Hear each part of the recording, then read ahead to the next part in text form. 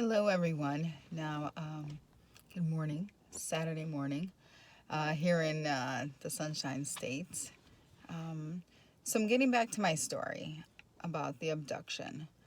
In my intro, I really didn't say what my story was about that I felt compelled to tell everyone about, so it'll reach people and possibly help them or guide them if they're ever in this situation. But back in 1999, my son was abducted um, by my husband at the time, and I was totally oblivious to the whole situation. Um, so, just to give you a little bit of history, um, I um, I knew his dad. I met him. He was actually we were teenagers living on our block in Chicago, and we met when he was 13. His father had died, and his mom was a widow. He had a sister, and she came from Guatemala and moved them to Chicago, where my ex-husband's uncle lived. So to kind of help them out financially, being that his father had died in a car accident, in a truck accident, I believe, in Guatemala. So I knew this person. I knew this person from the neighborhood. He was really great friends, best friends with my brothers. And, he wasn't a bad person. He was a kind person, very calm, compassionate. Um, and his sister was kind too, just her mom kept her in most of the time. And the mom was a little distant. She was just really odd, maybe a little full of herself, felt too snobby to say hi to people. But my son's dad, he was nice. He was a nice guy. So, anyways, I in 90, I had my daughter, not by him, and I chose to raise her on my own. And then I moved to Chicago from Puerto Rico, and we met, and we got along. We had a great relationship, and we decided to get married. And 9 months later, my son was born, and we bought a house together at 24, and things were going really well. He just didn't want me to work. He didn't agree with it, and not that he was really adamant about it or machista, but he just made it a little difficult for me to work because I had my daughter at home, and now I was pregnant, and who was going to take care of the kids, and did it make financial sense to pay daycare for the amount of money that I was going to make. However, I was offered an opportunity to work in insurance in downtown Chicago, making $70,000. This is back in 94. But I think he felt threatened. I believe he felt threatened, being that, he was the typical male Latino household where the man is a provider and the woman stays home and takes care of the children, and she never supersedes the husband, and blah blah blah. So I fell for it. It was at the time it worked out because I was able to raise my kids at home. I picked up a couple side jobs, cleaning houses, which is sometimes pretty common. I mean, that's what the woman does, right? What else would she know how to do but clean? And I was good at it. So I did that a couple times, and and I stayed home. And the times that I did try to go back to school, he made it a little difficult for me. He would now he had to go in early to work. He couldn't help with the kids or take them to daycare or pick them from daycare or help out at home or bathe them or anything. It just made it really difficult. So I started catching on, and we were married, living together for about 4 years. But whatever his mom said, he did. Whatever his uncle said, he pretty much did without my consent, without us having a conversation. So I started picking up on this, and I called him out on it. And I said, we're the ones that are married. We are the ones that have this relationship, and we need to discuss things before you make these decisions. Apparently, he was probably guided by somebody else because he didn't have much of a backbone. And, we went into financial struggles. And it was because he decided to make decisions with his uncle or with his mother, without my consent or without discussing it with me. For example, we rented out our townhouse and decided to move to the farm and remodel this house. And it just made financial sense. We were going to pay less, and he was supposed to talk to the owner. And so we remodeled the first floor and just to cut back our expenses, and we rented out our house. And he wanted to buy a pickup truck. And at that time, he had purchased a brand new Nissan Altima for me. And so I can have a car to transport the kids to school and a safe car for me to have the kids in. And he went behind my back and purchased a pickup truck that literally, it was a Nissan pickup truck that seats, I don't know, it just had like one little cabin. It didn't even have an extra cab. So actually it did. I think it had a little back part in it, but it was, nonetheless, it was very tiny. It wasn't convenient. And so he had another car payment. And yeah, I flipped out because it didn't make any sense. He didn't want me to work. He didn't want me to pick up a job. He didn't want me to get an education, better myself so I could help out financially. But yet he made this decision to buy the pickup truck. Well, lo and behold, one day I was at home and they came and they picked up the Nissan. Yeah, because he stopped paying on it. So now I did not have a vehicle. That was on our credit. Well, on his credit because he was one that purchased it. But yeah, they picked it up, and because he made the decision with his uncle, or I think his mother co-signed, or somebody co-signed with him so he can get the pickup truck. But then he let go of the Altima, which made no damn sense. And that's probably really the straw that broke the camel's back. So at that point, I was already fed up, and I didn't feel like I was getting anywhere. I didn't want to be the typical Latina that stays home and serves her husband and is submissive, and that's just not my role in life. I was a great homemaker at the time. I took great care of my kids, but I knew there was much more for me to do in this world. So we had discussed about separating, and we discussed that for a couple years, and we discussed we were living in Belvedere at the time, and we discussed buying a duplex and living next door to each other, so at least the kids will be, there won't be any much of a disruption, as far as like the separation or anything. And we discussed this, and we discussed dating and meeting each other's different people, partners, and we'd be okay with this. We discussed this for 2 years. So it came to the point where I was fed up, and I said, listen, I'm just going to get whatever job I can. My son was 4 at the time.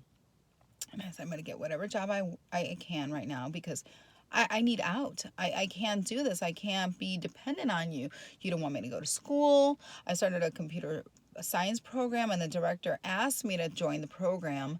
I did an intro, and I did very well, and he saw my potential, and I couldn't join the program because I did not have any help at home. I could not do it. At that time, it was very difficult for me, and the only way out that I saw was getting a job. So I did. I got a job at Green Giant, working the assembly line, 10 to 6, and then I went to CNA school from 8 o'clock in the morning to 2 in the afternoon. And don't ask me how I slept because I think I was a size 0 at that time. I probably slept about 2 to 3 hours a day. I got home from the assembly line and got the kids ready for school, bathed them, dropped them off at school, and then I went to school, got out. They were latchkey kids. My daughter would walk home with the neighbors' kids, and they knew my situation. And at that time, we were separated, and he just decided, instead of helping, he decided to move back with his mother an hour away from where we lived. Just to spite me, because I wanted a divorce. I just felt if I wasn't able to attain the goals in life, then why was I going to be in this relationship? It wasn't one-sided. It's a partnership. So, he played around and didn't give me child support or would give me child support. He completely disconnected from my daughter because now that was not his daughter, even though he raised her since she was 1. She was 8 now. So now it's like, oh no. It was punishing me because I wanted to better myself. Imagine that. Which happens way too often. So I found the strength through my kids to just do this, and I did. And fortunately, I had great friends that supported me. My family was not very supportive because they thought there was something wrong with me if he was just such a wonderful man and wanted to take care of me. It wasn't about that. He wanted to suppress me. He wanted to keep me there without having an education and just be dependent on him and be like a lot of these typical Latino women that cannot get out.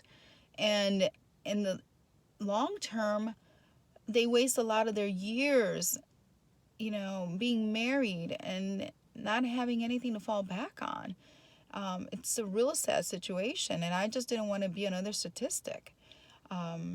And I don't need to justify it, but that's the reason I did what I did. And so he made it really difficult, and I said, I'm not going to fight with him. I'm not going to, argue with him. I started dating. I met someone, and I started dating, and I didn't tell him about it, and he did find out. He put a recorder on the phone line, and he illegally recorded me. And found out that I was dating this guy, and he was really upset. So we tried to work it out again, and I went back and I kept on dating that guy. No real big potential. That's just what I did, and it didn't work out. So it was even worse. Then he was really hurt because I was dating someone, and even though we discussed this for 2 years, he held it against me. But then he in turn went and did the same thing, and then my son came home one day and said, oh yeah, daddy was with another woman in bed. Oh yeah, but then I'm the bad person. So anyways, so this was going on for, I want to say about 8 months, back and forth. And one day, out of the blue, in August, he decided that he was going to be kind. And I said, because I would say to him, I say, well, if you're going to stop by and pick up Mig, then why don't you just have dinner? I cooked you. It's an hour drive. It's no big deal. And he would always say, no, no, no, no, no. Or he would send his mother to give me the child support and pick up Mig. And it's just really rude behavior. Just unnecessary, because I wasn't being mean. I was good. I was, I was working nights, going to school during the day, but I was happy because I was finally doing what I wanted to do. And I was raising my kids, and I had the best kids in the world, and I had great friends, and, maybe not family support, but I had great friends that really carried me through this.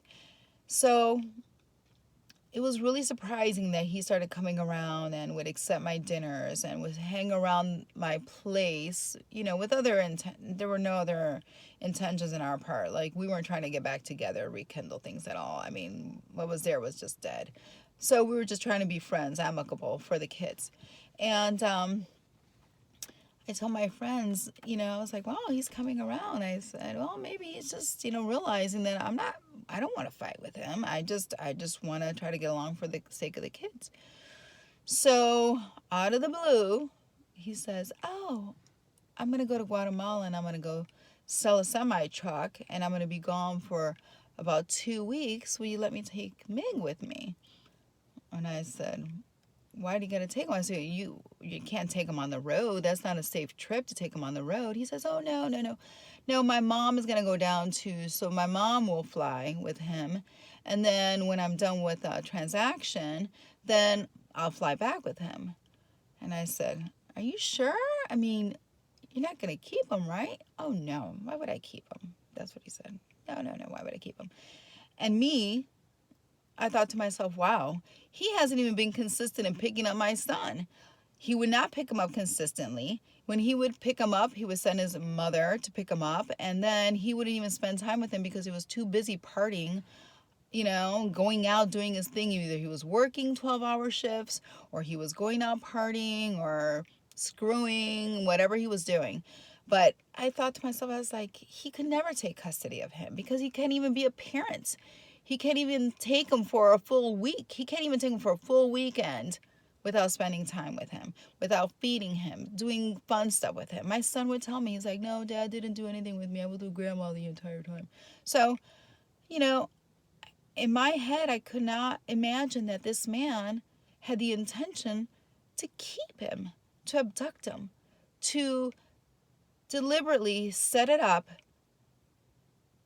in such a way that he would snatch my son right under my nose.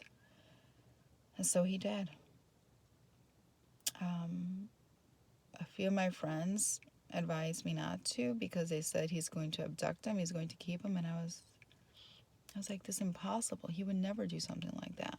He's not that type of person. He's not evil. He's not aggressive. He may be upset about the whole divorce, but he is not an aggressive type, He did.